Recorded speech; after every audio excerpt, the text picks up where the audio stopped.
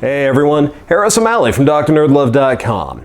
Last week, I was in LA for a work thing, and I had some downtime between meetings, so I decided to hang out and work by the pool at the hotel. Why the pool? First of all, the weather was freaking gorgeous, and I wasn't gonna waste that, and the people weren't bad either. But also, I was in LA. Working from Starbucks is for people who don't have IMDb credits. Sure, mine's for being an animator from A Scanner Darkly, and I got fired from that job, but technically it still counts. Plus, I've got a TV Tropes page, and they don't, so who's laughing now? Besides, this place had a full bar. What I didn't expect was how many incredibly hot women were going to be there, and how many guys were gonna be hitting on them. Which meant that this also gave me some prime eavesdropping opportunities, which, not gonna lie, is one of my favorite things. I genuinely love hanging out and watching folks try to pick up women, and over by the pool was as prime of an opportunity as I was gonna get. It was kind of amazing. Every single guy was getting shot down like they were trying to do the trench run on the Death Star. All of these guys were making the exact same mistakes over and over again. It's like watching Twitch streamers trying to speedrun the rocket sled level on Battletoads. Oh, hey, they're gonna make it, they're gonna make it, they're gonna make it, they're gonna... Nope, she just told them to piss off. And the sad thing is, these were all easily avoidable mistakes, and you could even tell how many times the women they were talking to were hoping that maybe this time they were talking to someone who was actually a decent guy and not just another LA douchebag. And look, I don't want this to happen to you. So, let's talk about 5 things that men do that women hate. The first mistake is crucial, and it gets you shut down before you even open your mouth. You're trying to approach people who don't want to be approached. You're missing the signals that say, not interested, don't bother, having a lovely conversation with my friends, and we really don't need someone else coming in. 2 women who are sitting together, facing one another, having a very intense conversation, are not people who want some rando to roll up on them and ask, hey, who lies more, men or women? No shit.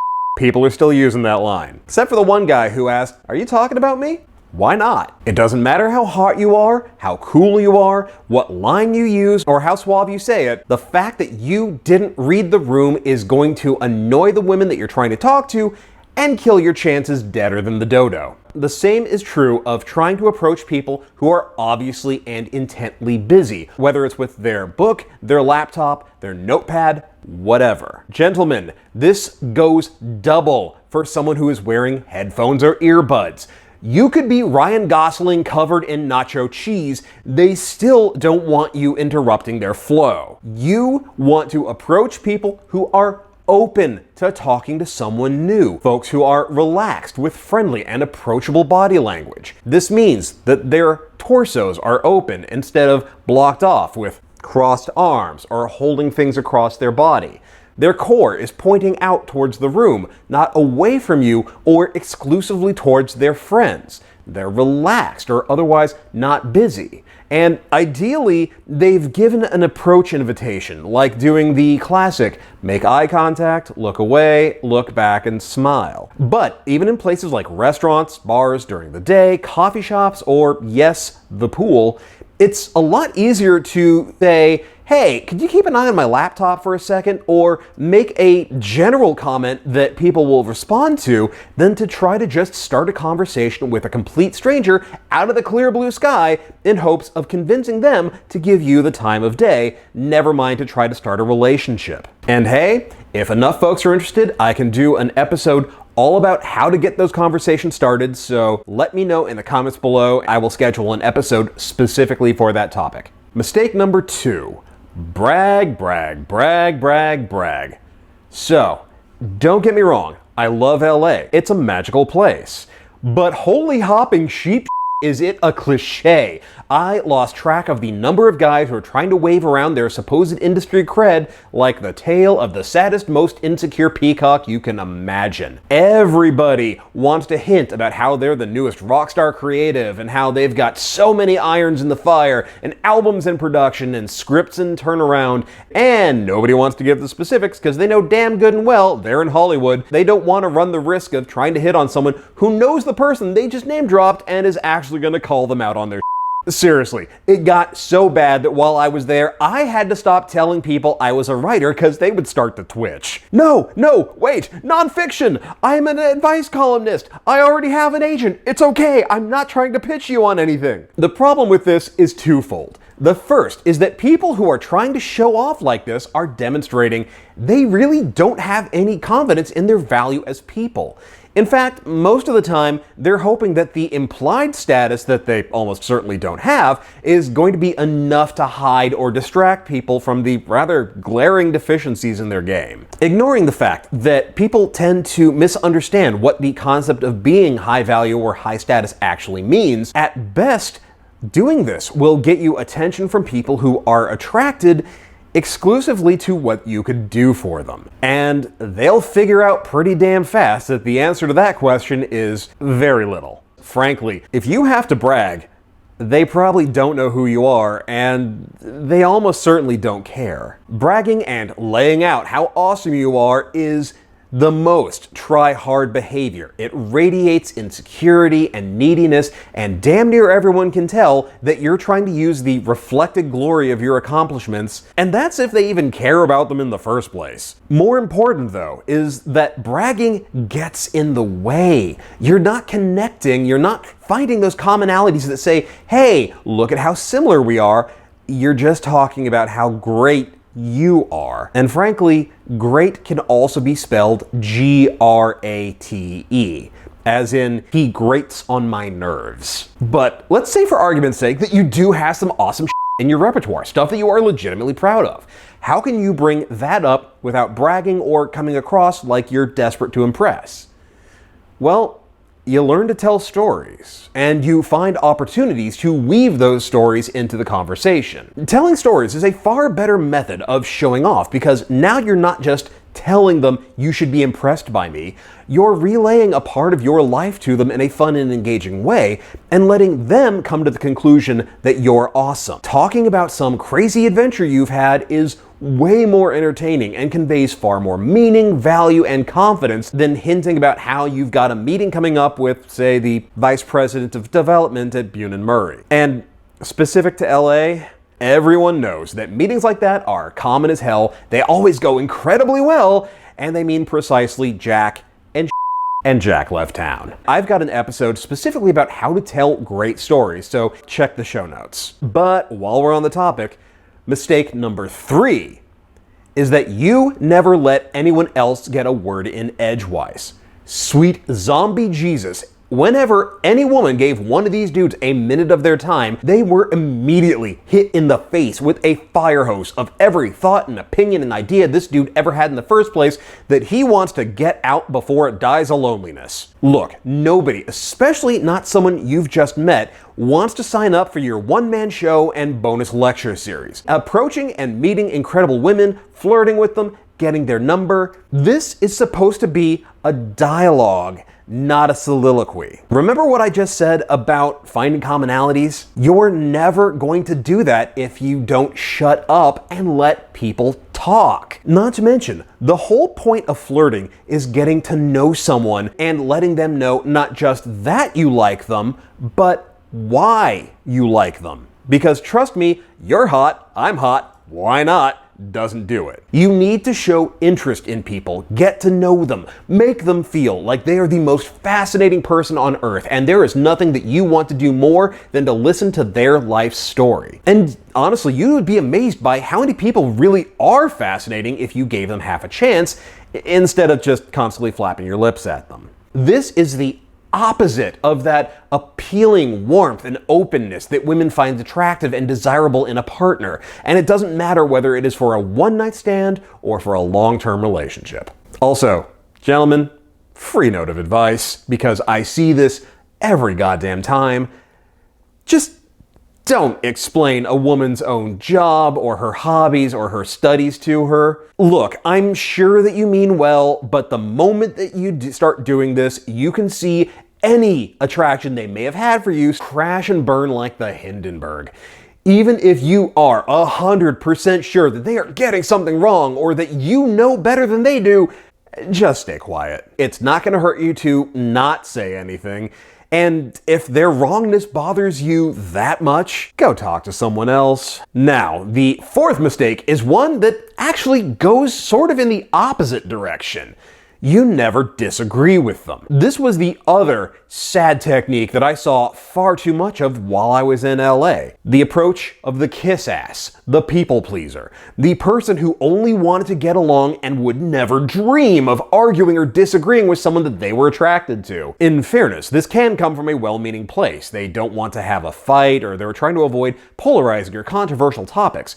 But honestly, at best, this approach leads to boring and dishonest conversations, and at worst, it's needy approval-seeking behavior and nobody likes it, especially not in someone that they would ever in a million years consider sleeping with. It just tells them that you have no spine, or that you'll say anything if you think it'll get you into their pants. And look, I know I talk a lot about building rapport and finding places where you agree and emphasizing those similarities.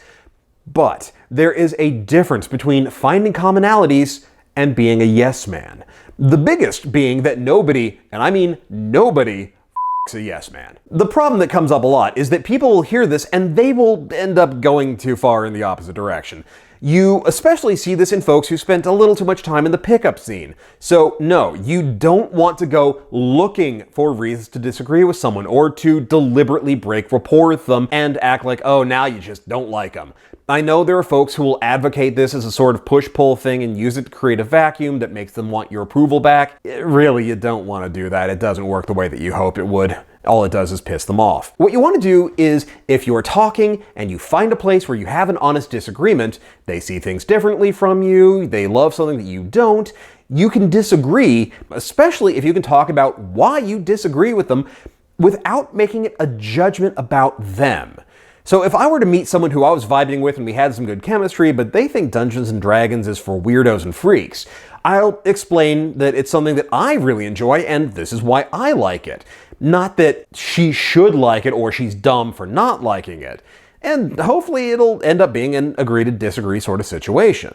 Granted, it means we'll probably never date because she's clearly wrong, and really, love me, love my tiefling swashbuckler. Alexandra Santarak was there before her, and frankly, he'll be there after. The key is to be able to disagree with someone without being an asshole about it or giving the impression of, well, I didn't like it, therefore, you're stupid. The magic words that you're looking for are, it wasn't my thing.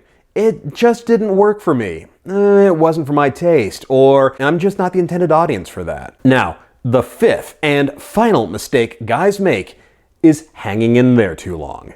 This is what we in the coaching biz call snatching defeat from the jaws of victory. This happens in a lot of different ways, but the ones that I see the most often are either guys who don't recognize when the conversation is basically over, or the guys who can't take the win that they already got and they've gotten greedy. These latter ones are the ones who think, okay, sure, it's great that I got her number, but you know, a blowjob really would be nice tonight, and they think that if they can hang in there long enough, they can upgrade from getting her number to taking her home. Neither of these is a great look, but it is a great way to get black flagged on the last lap. The problem is that by hanging around too long, you're demonstrating one of two things. Either you're missing the signs that they're ready for the conversation to be over, which can make them uncomfortable, or you're pretty sure that you can push things further along than they would like, which is a giant goddamn warning sign. Now, this doesn't mean that you talk, you get her number, set up a date, and vanish as soon as you put it in your phone.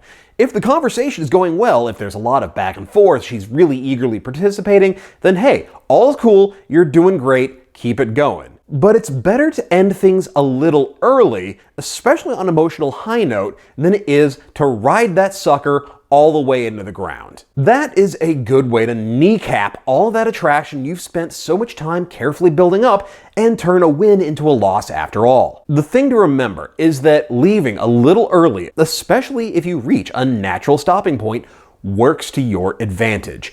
People remember a strong start and a strong finish, and they'll forgive or forget if things were not perfect in between. So you've had this great conversation, you've built a solid connection, you got her number, her Kik, her WhatsApp, whatever her favorite method of contact is. Now is a great time to say, hey, I've really been enjoying talking to you, and move on. Now you're leaving them with the feeling of having had an amazing time with you and letting them sit with all these positive feelings about having just met someone awesome. It's like the old saying, always leave them wanting more. And if you can avoid these mistakes and nail that first meeting, what she's going to be wanting more of is you. Hey, thanks for watching my video.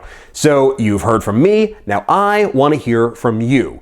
Gentlemen, how have you pulled a conversation back from the brink? And for those of you watching who date men, what are the things that you wish guys did do when they were talking with you? Share your thoughts, your tips, your techniques in the comments below. I can't wait to read them. I know everybody else can't wait to read them either. Meanwhile, now that you got her number, you really need to know, this is just the start.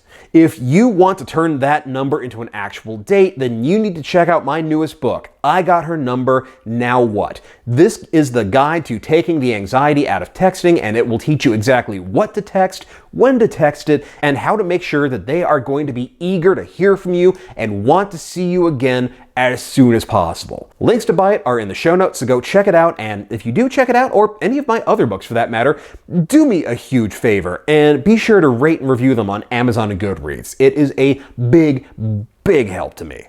Now, if you're digging the series, you know what to do. You've been here before. You've watched these. You watched to the end. Thank you for that, by the way. Hit the thumbs up, like, share, subscribe, send it around to all your friends. But if you are really enjoying these videos, and I mean really enjoying them, if you feel like you're getting a lot out of it, you're finding that it's helping, and you want to support the channel, and in the process help fund some awesome new projects, then consider becoming a patron at patreon.com/drnerdlove.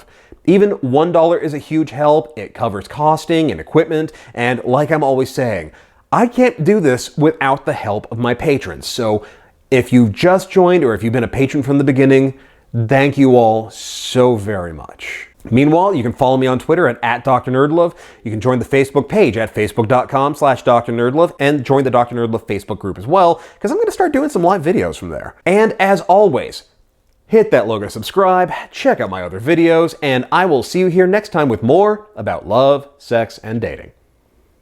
Later.